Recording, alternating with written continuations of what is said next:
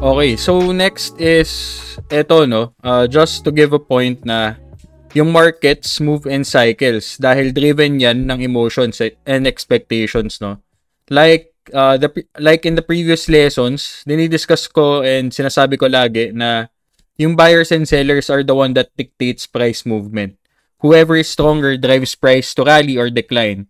Kung mas malakas yung demand versus the supply, aangat yung presyo. If mas malakas yung supply, if mas malakas yung sellers versus the buyers, babagsak yung presyo. So yun, markets move in cycles dahil sa fact na driven tayo or driven yung market by emotions, fear and greed.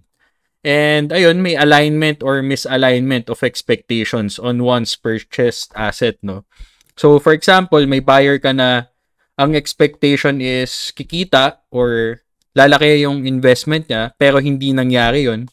Most likely, he will sell at a loss, no? He or she will sell at a loss. So may misalignment na expectations. Same thing with the one who sells. For example, you bought at 1,000, then you sold at 2,000, pero umangat pa yung presyo, umabot ng 3,000 USDT. So may misalignment, no? Parang may frustration, so mafo-FOMO yung seller na yun. Buying back, pushing prices higher, no? So that's the main primary mover ng cycles, which is emotions.